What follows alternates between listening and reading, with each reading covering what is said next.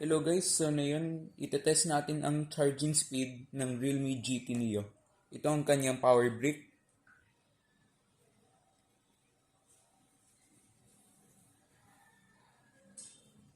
Ang max charging speed ng Realme Gt Neo ay nasa 50 watts. So tara, test na natin. Battery size ng Realme Gt Neo ay nasa 4,500 mAh. Tapos as advertised, 0 to 50% ay 60 minutes of charging lang daw.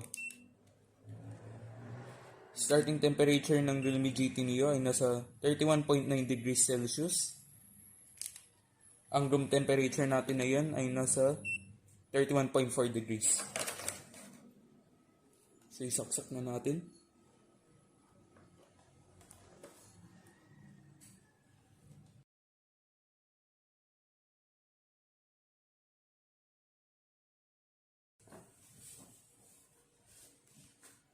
So after charging for 5 minutes, makikita natin nasa 50% battery na siya. Ang kanyang surface temperature ay nasa 38.5 degrees.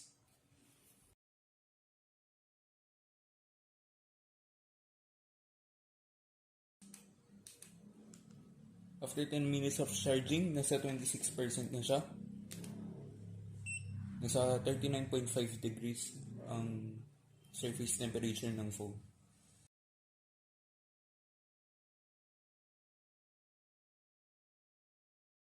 So after charging for 15 minutes, nasa 36% na siya.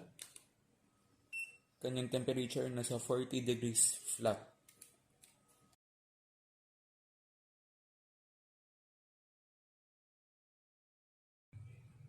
After 20 minutes of charging, nasa 45% na siya. Ang kanyang surface temperature ay 40.2 degrees.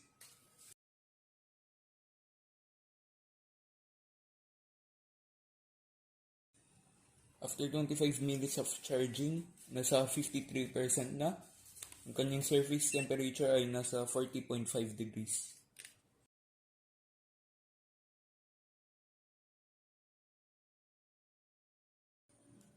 After 30 minutes of charging, nasa 61% na siya.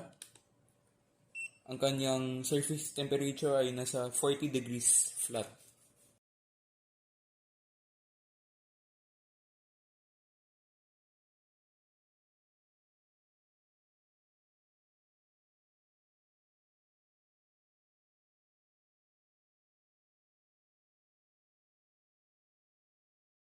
After 45 minutes of charging, nasa 83% na siya.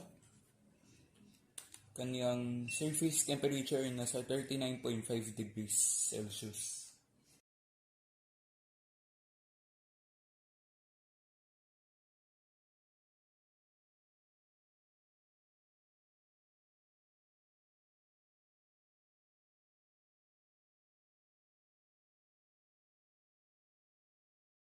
After 1 hour of charging, nasa 97% ng phone. Nasa 37.7 degrees ang kanyang surface temperature.